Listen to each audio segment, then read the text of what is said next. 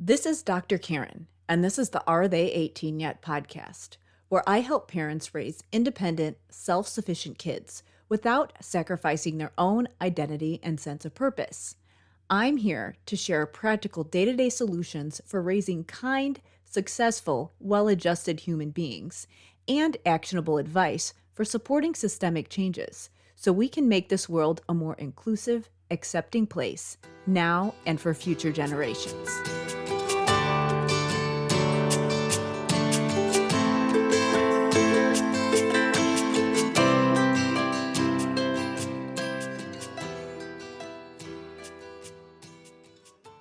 Hey there, it's Dr. Karen, and welcome to episode 38 of the Are They 18 Yet podcast. In this episode, I am going to have a discussion about person-first language versus identity-first language. So I'll share a little bit of the history and the perspective behind each of those, and then I will also share my perspective on those two types of language as number one, a neurodivergent adult, and also as a professional who's worked with neurodivergents and their families for a number of years. I will give some specific examples from my own life and from my clinical work. And the topic that I am going to focus around is the one that's very common on this show, which is executive functioning. So with that said, before we get going in the episode, I wanted to remind you about my free parenting guide. In this guide, I outline what executive functioning skills are, as well as the different types of executive functioning skills. So if you are someone who is supporting a child in your life who has some difficulties with executive functioning, whether it be due to a specific diagnosis or whether you aren't really sure why they are having a hard time getting themselves organized and staying regulated and focused, this guide will be extremely helpful for you to just understand the specific skills that they can work on that will help them to become more focused and independent. So to check out that free parent guide, all you need to do is go to Dudek-Brannan.com/parent guide, and you'll be able to sign up for your free copy. Again, that's Dudek-Brannan.com/parent guide.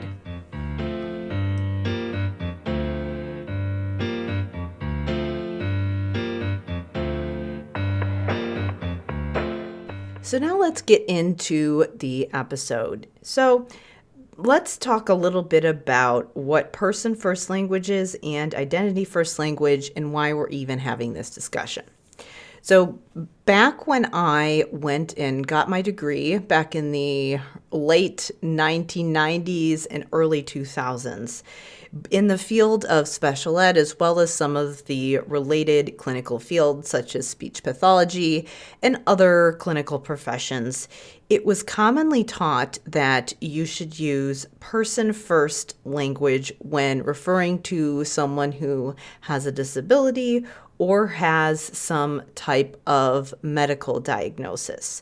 So, for example, if we're going to use autism, you wouldn't say an autistic person or an autistic. You would want to say a person with autism. And the rationale behind using this kind of language was that we want to see them as a person first, and we want to see whatever that diagnosis or condition or whatever it is, you would want to see that as just something that they're experiencing or that is a part of them, but isn't necessarily something that defines them as a person. The reason that this was taught was that it was thought to be more respectful than labeling someone as autistic, for example.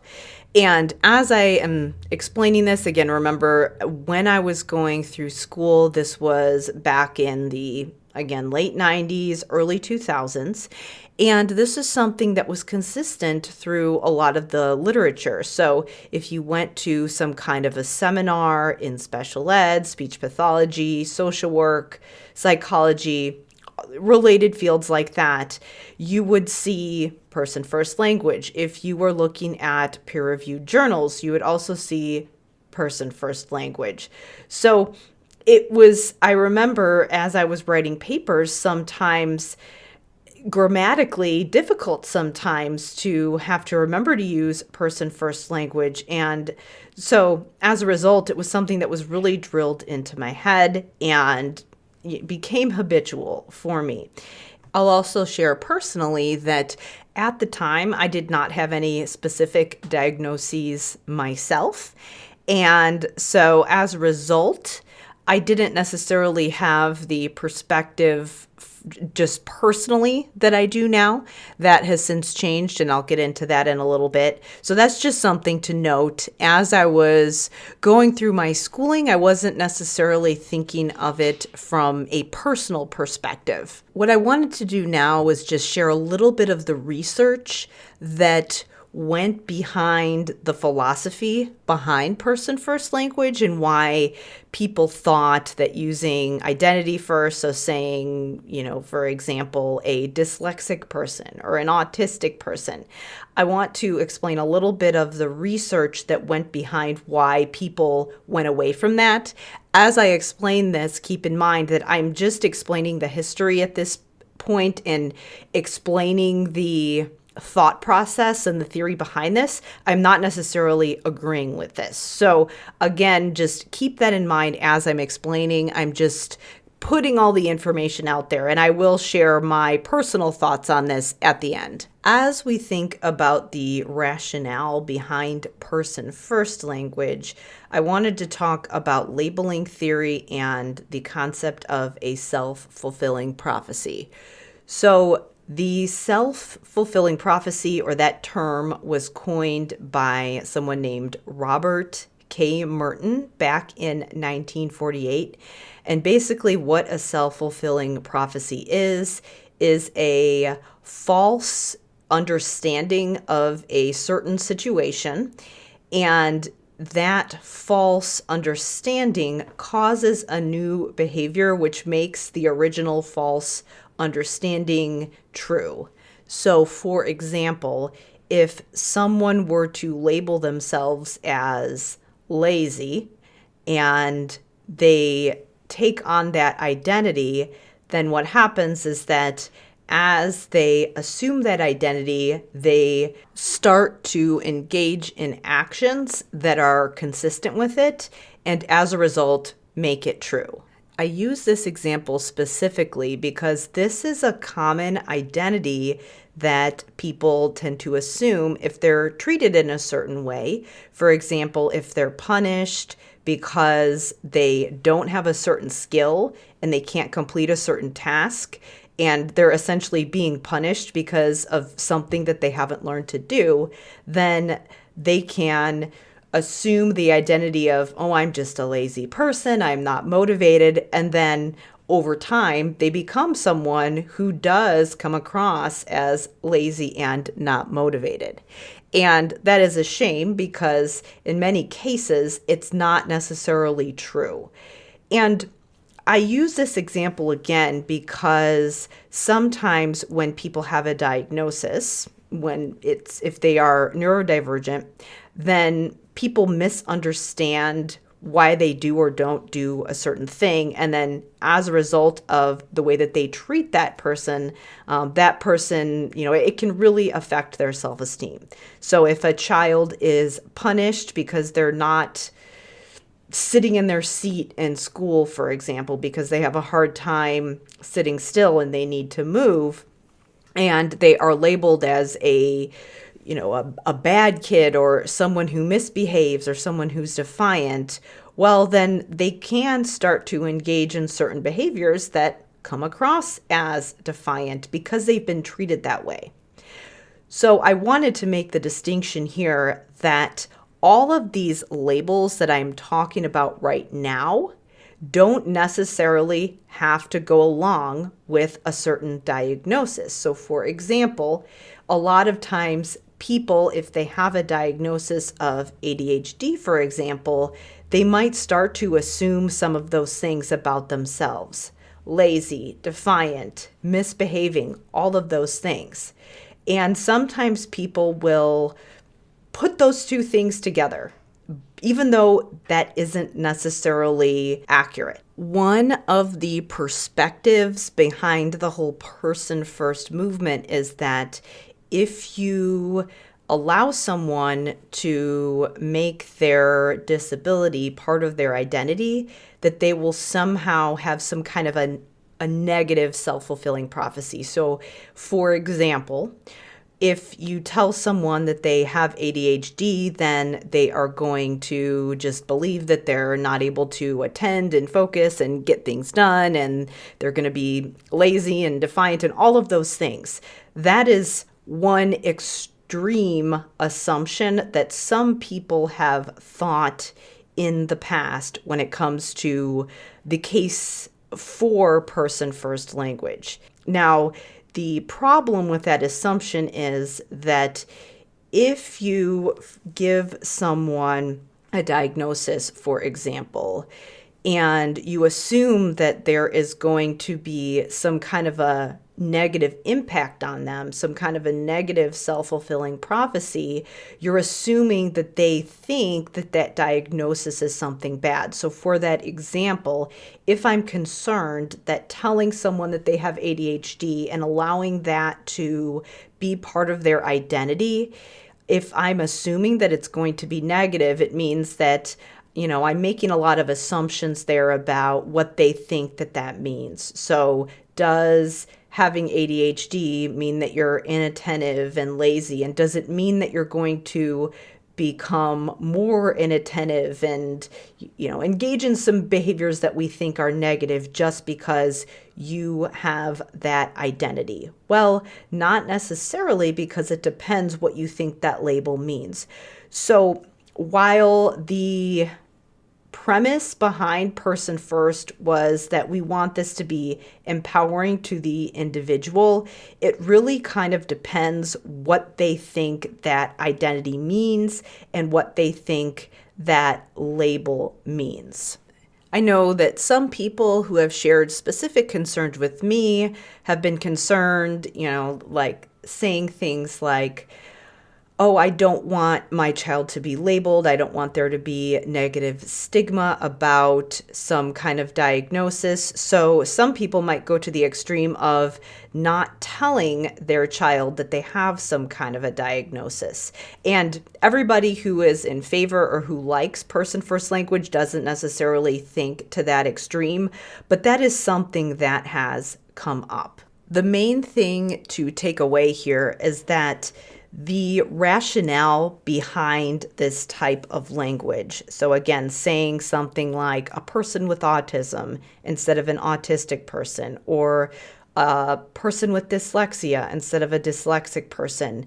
There really were good intentions behind it. Basically, people just wanted a way to refer to people that was respectful and empowering to them, that looks at them as a person and not just one thing labeled by one certain identity. So generally speaking, people had good intentions. Now, having good intentions doesn't necessarily mean that you are correct and that you are doing things that will resonate with everyone. So that's why I wanted to flip and talk about the other side and the case that people are making behind identity first language and why some people prefer that to person first language. So in a lot of the neurodiversity groups, and specifically in the autism community, there has been a shift to identity first language, that a lot of people who are autistic are saying that they actually prefer identity first language. So rather than calling them a person with autism, they'd prefer that you just call them an autistic or an autistic person. And I've also seen this shift in the ADHD community and other communities as well. And the rationale behind this is that a lot of people feel that their autism, for example, colors all of their experiences, and it's hard to separate it from their experiences that they're having and the way that they see the world. So they don't feel that is something that is separate from them. They see it as something that is part of them. And the concern from the person first side is, oh, does that mean that it's a crutch for you? Does it mean that it's something bad? Well, a lot of people who prefer identity first language don't necessarily see it that way because they see it as a neurological difference. They don't necessarily always think it's good or bad, just different. And as a result, when you're thinking about intervention, sometimes the language that you use at the beginning, people feel that it can impact the way that you would go about supporting someone. And so if you are taking it from the perspective of this is some kind of a bad thing that this person is experiencing that we want to eradicate, then the concern is, well, do we want to fit someone who is not neurotypical into this neurotypical box and force them to do things in a certain way that work for neurotypicals that won't necessarily work for them, rather than simply looking at it from the perspective of, here is a person who has a specific goal. How do we help them to achieve those goals that are important to them?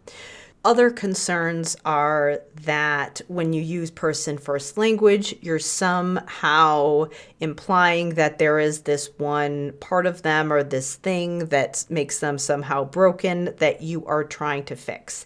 And as a result, when you see it that way, a lot of people don't like person first language because they feel that that's what it means, and they don't want to be looked at as someone who has this thing about them that needs to be fixed. They'd rather be thought of as different rather than broken. So before I go on and talk a little bit about my personal take on this situation based on the perspectives of other people I've talked to and my own personal experience, I wanted to just say all of the information that I've shared with you is based on, number one, research. So specifically, some of the research about self-fulfilling prophecy that I mentioned at the very beginning. And then also just perspectives shared based on what I have heard from other people and what I have experienced personally. I certainly don't speak for everyone.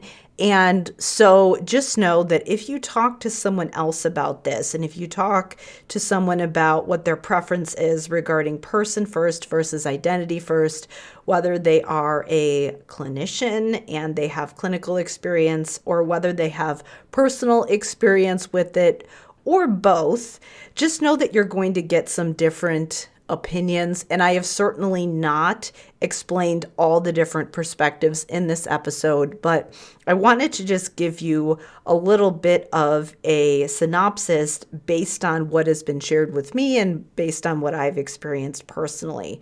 So my personal take based on my own personal experiences is that, of course, language matters and labeling can make a difference, and the way that you interact with someone can have an impact on them. So that is certainly valid. We definitely want to be validating people's experiences, but whether you go with person first versus identity first is highly dependent on the context and what that means to the specific person that you're working with. So if you are someone who is supporting someone who has a specific diagnosis, I am a big believer that we should not be afraid of a diagnosis. A lot of people are afraid that if they tell their child about a certain diagnosis, that they will be stigmatized. And in my experience, I have rarely seen a case where there has been a child who has learned about their diagnosis when it didn't have some positive impact on them. And the reason is because it arms them with knowledge to help them advocate for themselves and to have a better understanding of what is going to work for them. A diagnosis is not something that we need to be afraid of, that we need to worry about, because it's not necessarily the label that is the issue. And that's really what people are concerned about. The label is not the issue. It's more what you make that label mean. So for example, if you have a diagnosis of ADHD and you think, oh, this means I'm lazy and defiant, well, then that is what it's going to mean for you. And yes, there might be a self-fulfilling prophecy there, but it doesn't have to mean that.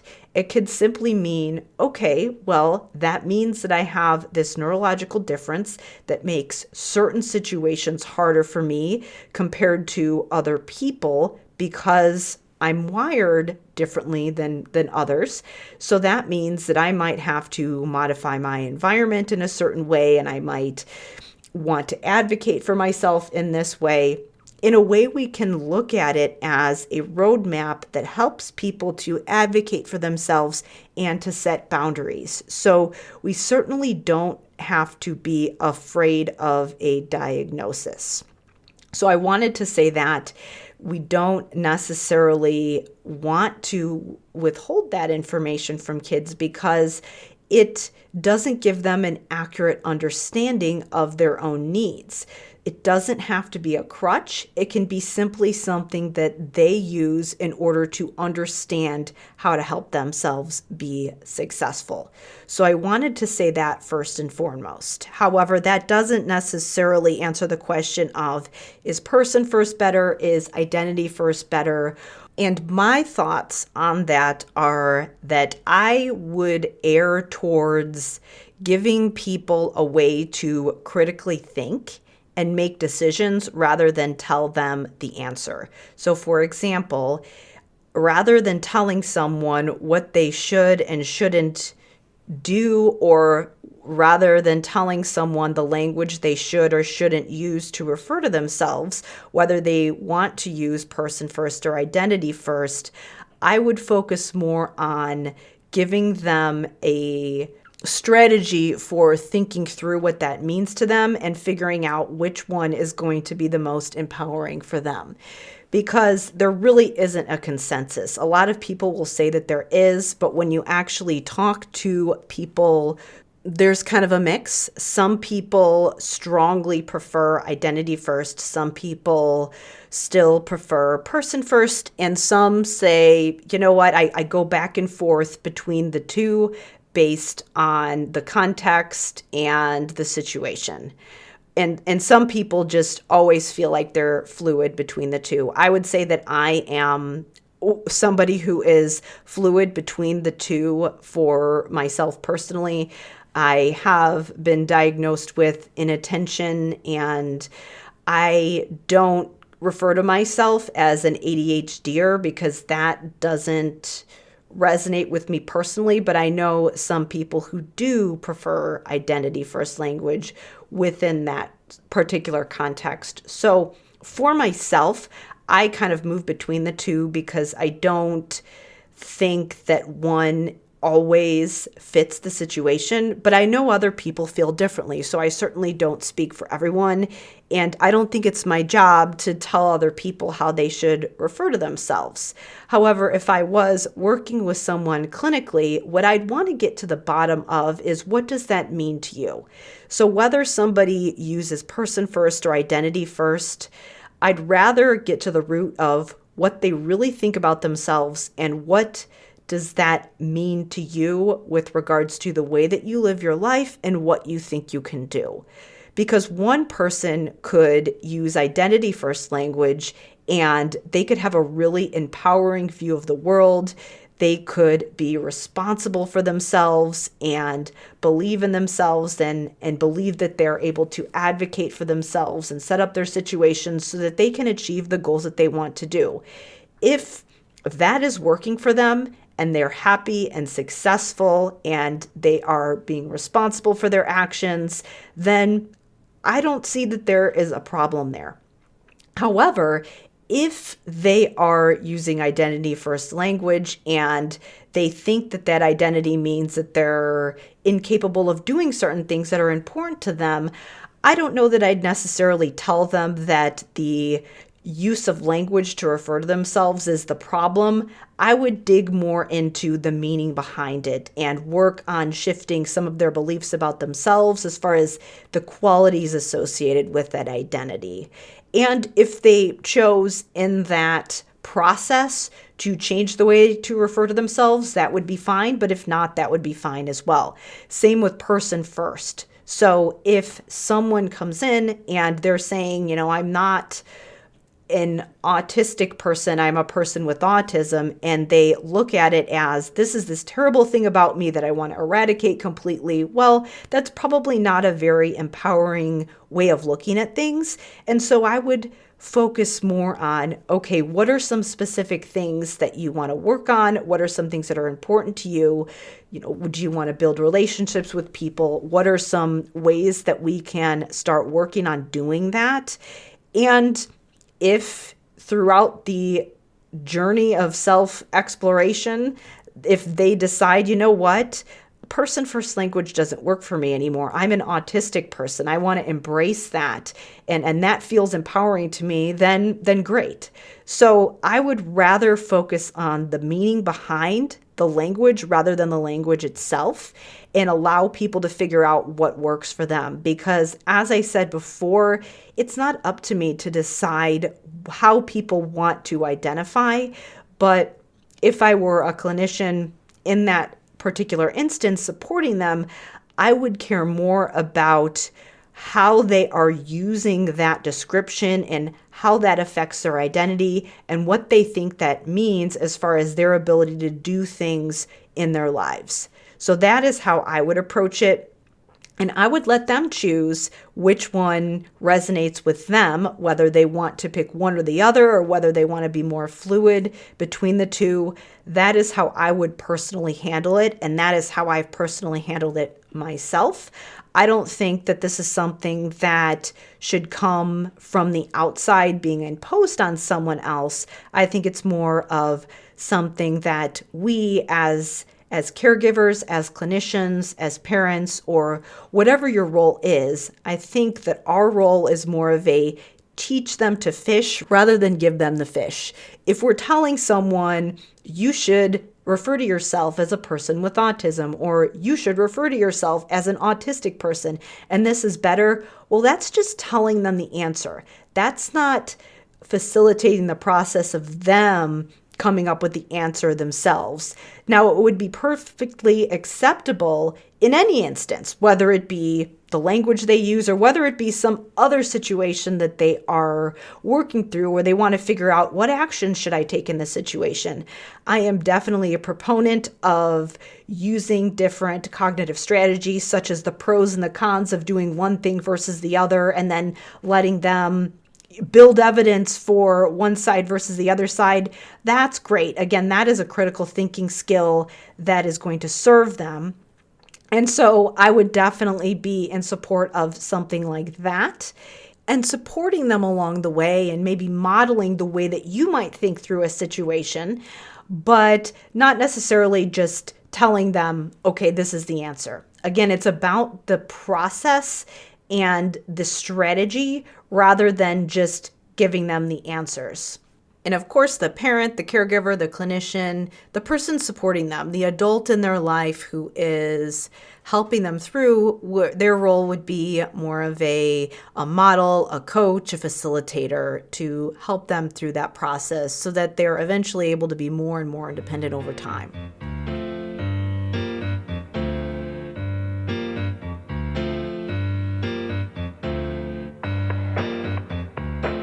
So this is a good place to wrap up. I wanted to get into some more specific examples that I did. So what I'm going to do is continue this conversation in the next episode, and I will get into a discussion about ableism. So what it is and why it's important that caregivers and clinicians are aware of what it is and how they can make sure that they are being supportive and empowering to the children in their lives as they grow.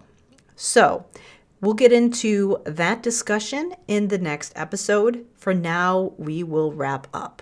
I wanted to remind you before you go that if you haven't checked it out, I highly recommend that you check out my parent guide. If you are supporting a child who has a hard time with executive functioning, so this would be skills that enable them to complete tasks independently, some of those day-to-day things that you would expect kids to be able to do. So simple things like getting dressed, keeping their things picked up, getting their homework turned in on time, managing deadlines, and just being able to be aware of the passage of time and how long it takes to get things done so that they can plan ahead and get things done in a reasonable amount of time. Well, those are all things that fall under the scope of executive functioning skills. So if you are supporting a child who is working through any of those things that I mentioned, I highly recommend that you check out my free parent guide. In this guide, I explain exactly what executive functioning skills are and some red flags that will indicate whether or not your child could use some work on those things. If you have a child who's diagnosed with ADHD, then that is a hallmark characteristic. So I would definitely recommend checking out the guide, or even if your child doesn't have a specific diagnosis but is working through some of those particular skills, then I highly recommend that you check out the guide because it will outline what executive functioning skills are so that you can start to understand how to support your kids. So all you need to do to download that guide is go to drkarendudek-brannan.com/parent guide.